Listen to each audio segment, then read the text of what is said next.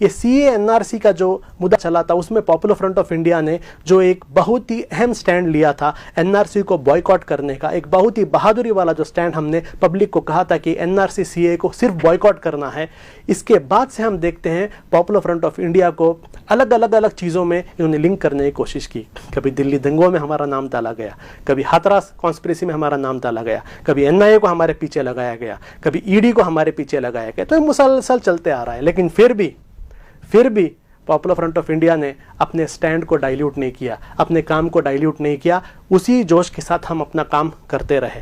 अभी एक बहुत बड़ा सवाल लोगों के सामने आता है कि क्यों इतना पॉपुलर फ्रंट को टारगेट किया जा रहा है। चंद लोग पूछते हैं भी सिर्फ आपको ही क्यों टारगेट किया जा रहा है, इस लेवल पर मीडिया में हर जगह आपके खिलाफ ऐसी बातें क्यों चलती है।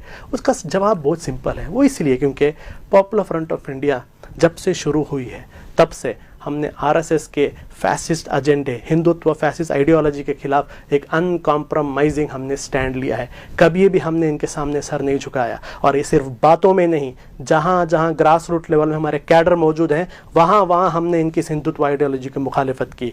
हमेशा आरएसएस के बड़े बड़े लीडरों ने कहा है कि पॉपुलर फ्रंट ऑफ इंडिया उसके लिए एक बहुत बड़ा रुकावट है इंडिया में एक हिंदू राष्ट्र बनाने के लिए। कौन सा हिंदू राष्ट्र? किसी धर्म के बुनियाद पर हिंदू राष्ट्र नहीं, बल्कि सावरकर और गोलवालकर की जो विचारधारा थी उस विचारधारा पर एक हिंदू राष्ट्र जो बनाने का इनका मकसद है, उस मकसद के लिए सबसे बड़ा challenge popular front of India है। इसलिए ज़माने से बहुत सालों से पॉपुलर फ्रंट को अलग अलग स्टेट गवर्नमेंट्स के थ्रू, मीडिया के थ्रू टारगेट करने की कोशिश की जा रही है, लेकिन वो लोग उसमें नाकामयाब रहे।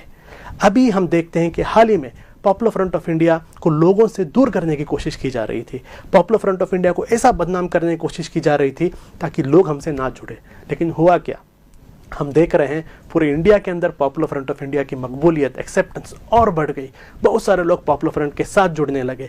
हम बहुत कम स्टेट्स में थे, लेकिन आज हम देखेंगे इंडिया के कोने कोने में पॉपुलर फ्रंट ऑफ इंडिया मौजूद है। और ये देखकर इन्हें बहुत ही फिक्र हो रही है, आरएसएस के लोगों को बहुत फिक्र हो रही है। वो इसलिए क्योंकि पॉपुलर फ्रंट ऑफ इंडिया सिर्फ एक संगठन नहीं है, एक तंजीम नहीं है।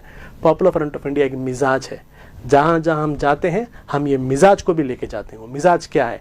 कॉन्फिडेंस का मिजाज, खुद मुख्तारी का मिजाज, बोल्डनेस का मिजाज। और जहाँ जहाँ हम जाते हैं वहाँ के लोगों को भी हम ये मिजाज देते हैं। और आरएसएस को ये बात सोचकर फिक्र हो रही है कि अगर इंडिया की मुस्लिम कम्युनिटी बोल्डनेस का मिजाज, ये कॉन्फिडेंस का मिजाज इख्तियार करती है तो आरएसएस के जो प्लान है वो प्लान कभी भी कामयाब नहीं होंगे। इसलिए सबसे ज़्यादा उनके मुखालिफत करने वाले जो संगठन है पॉपुलर फ्रंट, इसको टारगेट करने की कोशिश की जा रही है। और हाल ही में हम देखते हैं ये ईडी को जो इस्तेमाल किया, ये इसी सिलसिले का एक रुख है।